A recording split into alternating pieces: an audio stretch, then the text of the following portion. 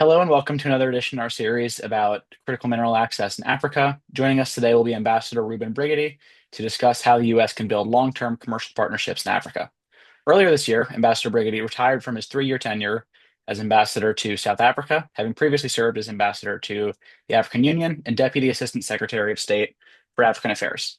In addition to his career in the Foreign Service, Ambassador Brigety also served as the dean of my home institution, the Elliott School of International Affairs. Currently, he serves as president of Busara Advisors, a strategic advisory firm that helps clients navigate challenges in the political landscape of Africa. Ambassador Brigety, thank you for joining us. Pleasure. So, I want to start by asking you about some of your time as ambassador to South Africa. What were some of the big challenges in business partnerships that you saw for US NGOs or business groups operating in that area? Sure. Well, first of all, South Africa is the most industrialized economy on the continent. It is the country with the deepest capital pools. Continental Africa has something of about almost $3 trillion worth of GDP across the 54 nations of the AU.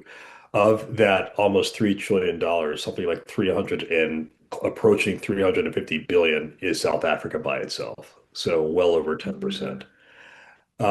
The Notwithstanding that, there are some challenges.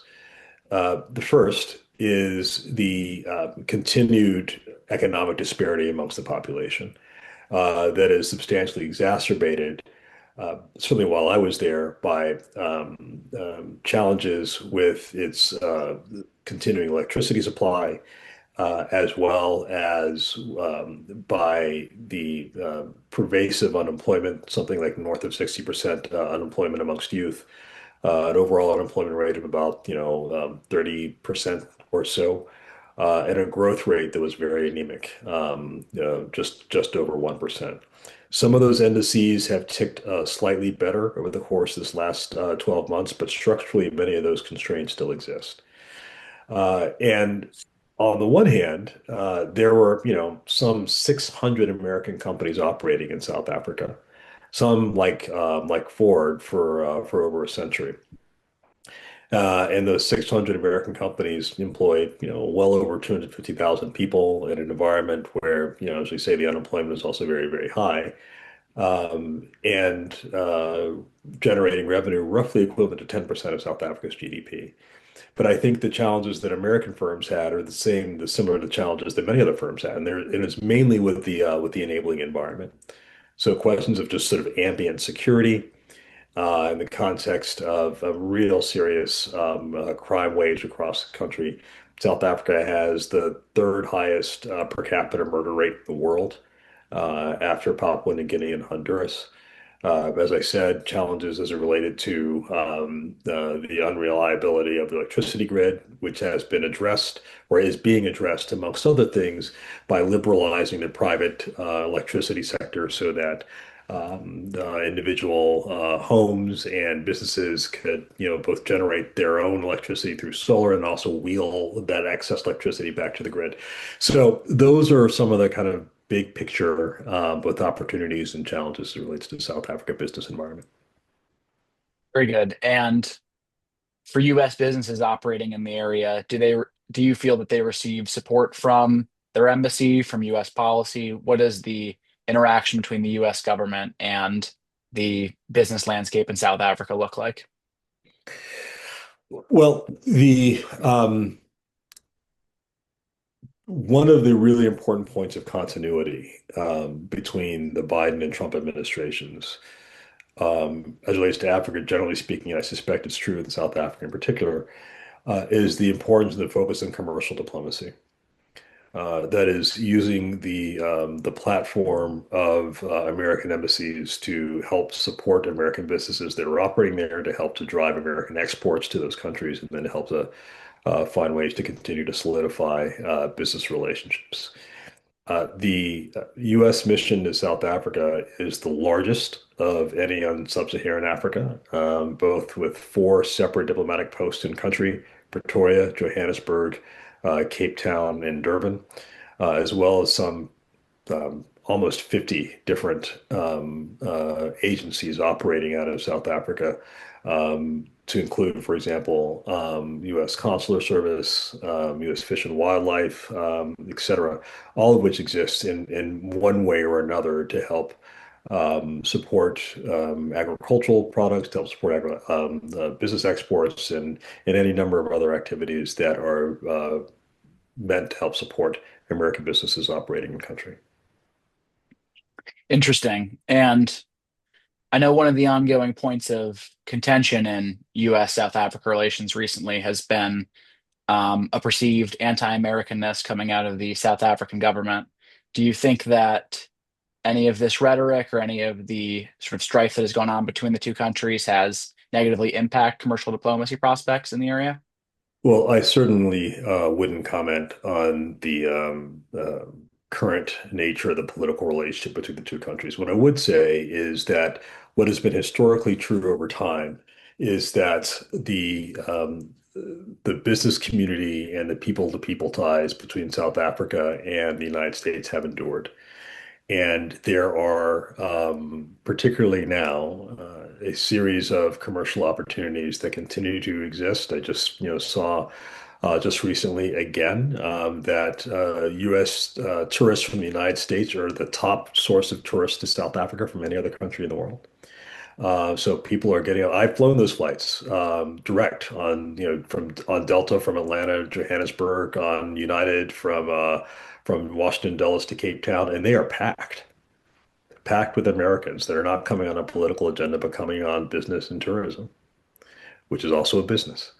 And so those ties continue to endure, even as the political relationship has its own dynamic. Interesting. And in terms of some of those cultural and economic ties, during your time as ambassador, both to the African Union and South Africa, do you think you saw those strengthen significantly? And what do you think may have led to sort of the evolution of that relationship? So writ large, if over let's call it, a 40-year sweep, Africa was often seen by American policymakers as a place to focus on humanitarian engagement. Think about, for example, PEPFAR, Mhm. or, um, or any number of humanitarian missions supporting people that have been displaced by a conflict. Or to some extent, in the frame of, certainly previously during the Cold War era and then after the Cold War, in the context of, trying to broadly support democracy, whatever else. But there really wasn't a very significant commercial agenda. Even AGOA, even the African Growth and Opportunity Act, first launched in 2000, is not a trade deal. It was a development program that used the appeal of exporting duty-free into the United States as a mechanism to help support economic development and therefore strengthen the overall livelihoods of the countries of our African partners. What I think has changed really quite dramatically over the last 10 years is the understanding amongst many in the United States that Africa's a place where you do real business. And to be frank, a lot of that has been led by the engagement of our colleagues from China. So in 2022, Chinese exports to Africa across the entirety of the continent were four times bigger than that from the United States, 4x, demonstrating that there is a market, but it's the Chinese that are dominating it. It's largely across sectors. So even in South Africa, China is South Africa's largest trading partner, but because of AGOA, it was the United States with whom South Africa had the largest trade surplus. That almost certainly is going to be dramatically different over the course of the next year, with the immediate uh, decommissioning of AGOA, and then whatever may come in its aftermath in the U.S. South Africa relationship. So The fact that Africa is now currently being seen as a place where serious business is done is a really important change. Now, here's the kicker. Um, when, as we sit here towards the end of 2025, I'm a couple of days older than you. So, when you are close to my age, and it is 2050, and we are mid-century, at least one quarter of humanity is going to be African. And True. depending on how you calculate it, somewhere between a third and almost a half of the working age population of the planet is going to be African. That's not conjecture. Most of those people have already been born. That is coming. And that presents enormous commercial opportunity as well as real challenge. And so it is not only in the interest of individual African countries, it's also in the interest of Africa as a continent and also the interest of the world, I would submit, for there to be a sea change in how we understand private sector engagement on the continent for its development and for the realization of commercial opportunities that will grow jobs and add value for everybody involved. Sure. I'm curious, given that large population growth that's imminent that you mentioned, um, how do you feel that African governments and societies in the area are prepared to handle that? Obviously, there's a number of challenges that come with rapid population expansion, but do you think that there's enough economic opportunity and human development in the region to funnel that into a productive workforce? It is variable, but I would think that overall, most collectively African governments are not currently meeting the mark, and I think they would say that they recognize that they are not, and that something has to be different. So here are just a few data points, right? So the UN estimates that every year, currently, almost 10 million new Africans enter the workforce, and only about 3 million of them will find jobs in the formal economy. Look, I was a political science major in college, but even I can understand that math, right? I mean, that deficit simply does not hold. Um, the uh, Every African government on the continent understands that they have a major challenge in ensuring that their young people have jobs. And the failure to address that challenge is not only has economic consequences, it has profound consequences for social stability and also, quite frankly, for the political viability of various governing entities across the continent. I mean, look at Kenya. The uprisings of young people within the last 12 months there, as relates to um, tax hikes that they can't afford, and also a general sort of sense that the system is not working for them.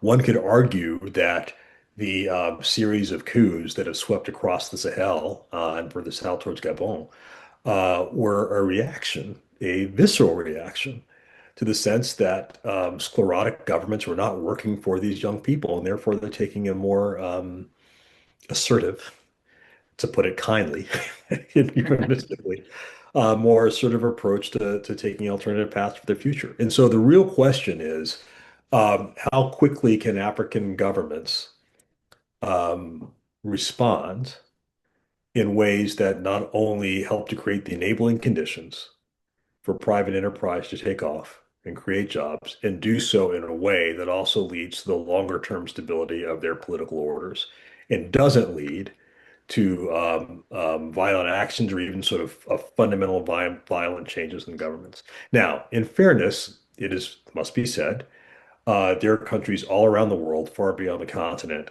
that are experiencing various permutations of societal change. Some of them are happening here in the United States, and you see it across Europe. But the unique circumstances of the massive youth bulge that is happening now in Africa, juxtaposed against the enormous commercial opportunity that just comes with building out the continent, building out infrastructure, connecting markets to each other, diversifying industries so that Africa can better trade with each other. I mean, this is this is one of the most important stories that will help define the 21st century. And the question is, how can we all work together to get it right? So, on that same note, what do you think are some of the policy changes or means of influence that the US could um, enact to help African nations work through these challenges, be it for humanitarian purposes or for the commercial benefit of US companies? So first of all, let's give credit where credit's due, right? I mean, so there have been a number of initiatives over the last 20 years on a bipartisan basis, launched and addressed by both Republican and Democratic administrations. So whether it be Power Africa under President Obama or Prosper Africa under President Trump, whether it be a GOA that was passed and renewed on a bipartisan basis multiple times until it was allowed to lapse this past September, largely, quite frankly, allowed to lapse mainly because of our own internal politics and not because of anything inherent to the program as in and of itself. Or PEPFAR, which has saved tens of millions of lives across the world, and I would argue is probably the most significant humanitarian intervention in human history. All of which is extraordinary, absolutely extraordinary. The issue or the area where I think, quite frankly, the United States government could do exponentially more is essentially rallying American businesses to understand the nature of the opportunity in Africa and to show up. Now, on the one hand, we have a very different economic problem than our colleagues in China do.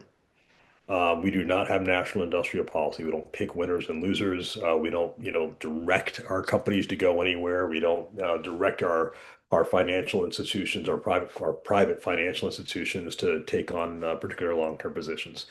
And even with that, using existing institutions, existing authorities, there's a lot more that we could be doing to help American businesses understand that not only can you go to Africa and make money for yourself, but quite frankly, the geostrategic position in the United States of America depends on a dramatically increased engagement of American private sector in Africa across sectors.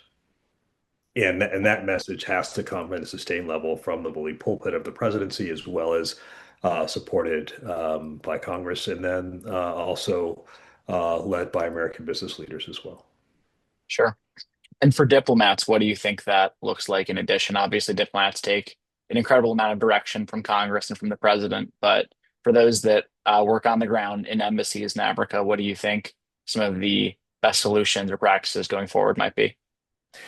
Well, and this may be something of a generational change, but as I mentioned, I think that there is increased focus, certainly in the American diplomatic corps, on commercial engagement.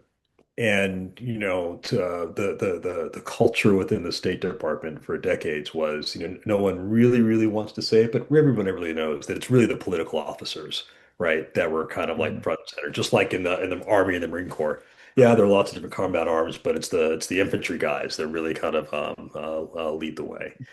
And I think that increasingly, even political officers have to sort of sharpen their economic game. And although it is the U.S. Foreign Commercial Service, which ostensibly has the mandate to help support American exports abroad, I think this is team ball.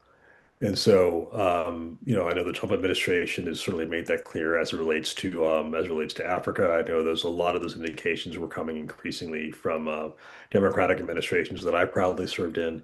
And I think that broadly speaking, this is a very important direction that we all need to be making sure that diplomats have the trade craft, the familiarity and language to be able to develop those ties with the business community and help to support American businesses as they enter and navigate complex markets. Sure. So, turning now to the focus of the series, critical mineral access, uh, do you think that there is a unique set of challenges or unique set of opportunities that that field specifically faces that other business opportunities in Africa might not experience? I mean, yes and no. I mean, one might argue that um, the challenge with realizing commercial value from the array of critical minerals that are with which Africa has been blessed and endowed. The challenge with realizing that value is where those minerals are. Uh, some cases, like in Eastern Congo, where there is really quite significant instability, or other places like Zimbabwe and Zambia, where the physical infrastructure to get them out simply doesn't exist anywhere close to like how it should or is needed to. But I would say that, I mean, in many ways, we have seen this movie before, and we saw it before in the development and exploitation of fossil fuels, whether it be oil or natural gas.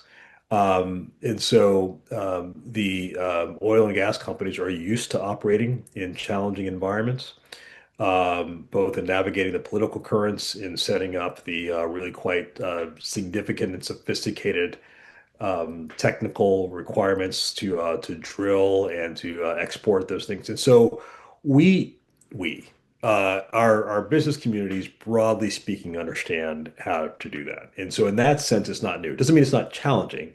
It just means that that's not particularly new.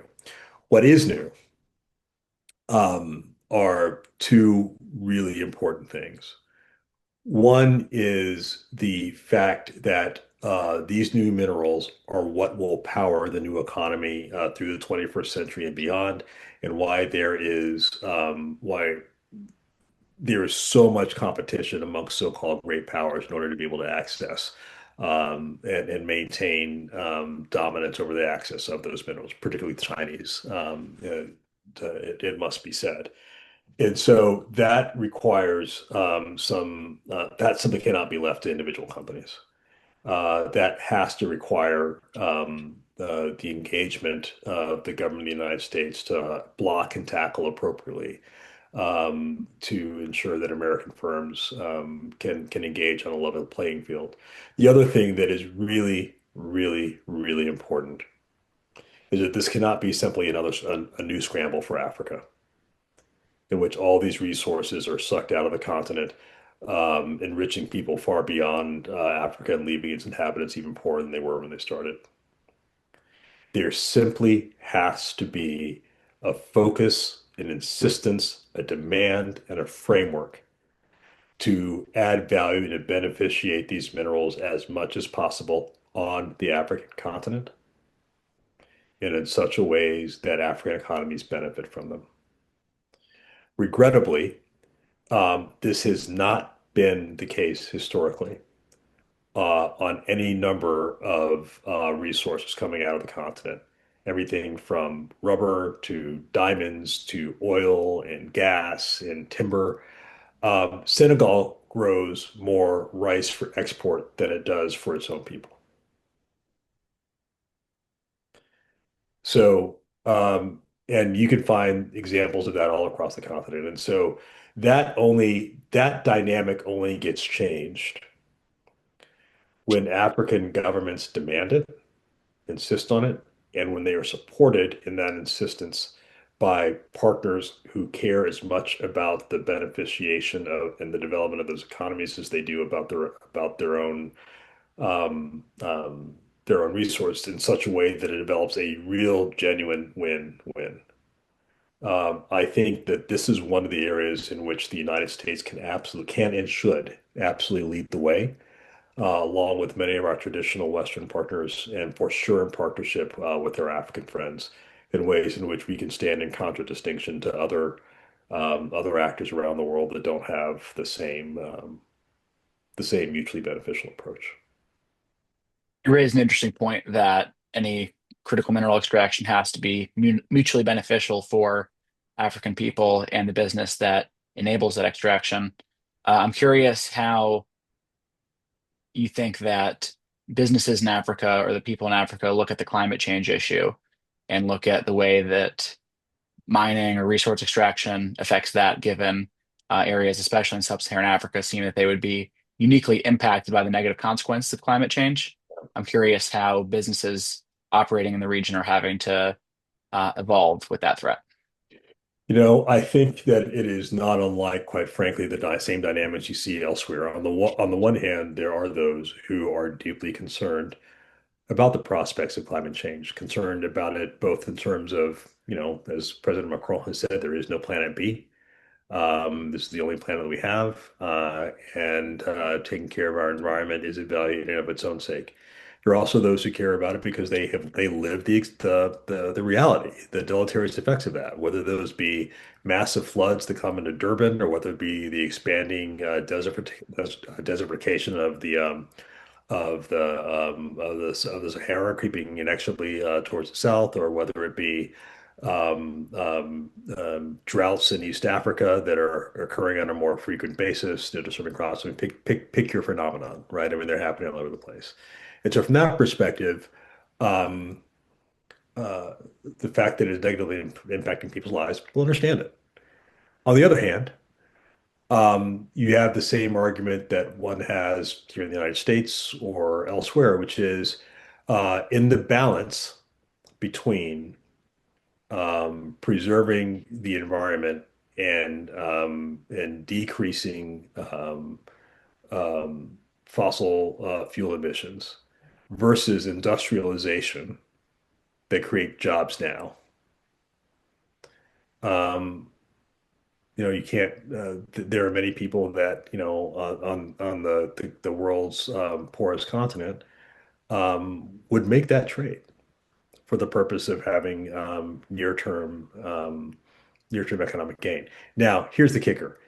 It is not, that trade-off is not that simple, right? I mean, and in some ways, one might even argue that in many places it's a false choice, right? That there are any number of ways in which maintaining the environment is good not only for the world and for the environment of itself, but also can be beneficial for African economies. Everything from trading carbon credits by preserving rainforests to um, uh, working with crops that are resistant to these droughts. I mean, pick your issue, right? I mean, there are any number of things that can be done to include, quite frankly, focusing more and more on green sources of energy, whether it be just, basic wind and solar to thinking through ways in which green hydrogen can be used as alternative energy sources. Um, and, one hopes that with both the imperative of having to address climate change and the ingenuity on the African continent, that just like Africa essentially skipped a generation to mobile telephony over kind of long-held landline phones because just the challenges of building up an infrastructure are so great that this creates an opportunity as well to leapfrog additional technologies and additional approaches to industrialization in a more green friendly way. Very interesting. And I'll ask you one more question before I let you go. If you were talking today with Secretary Rubio or the would-be Assistant Secretary of State for African Affairs, are there any policy recommendations that you would make to ensure that the U.S. can build some of those long-term commercial partnerships on critical minerals? I would not presume to make any policy recommendations. I'm certain that they have things well in hand. What I would say, as a private citizen engaged in the private sector, is that everybody understands that the only way to create the number of jobs and the quality of jobs that are necessary for Africa to find its own future is by dramatically supporting the private sector more. We have the tools now. We simply need to further enable them, and crucially,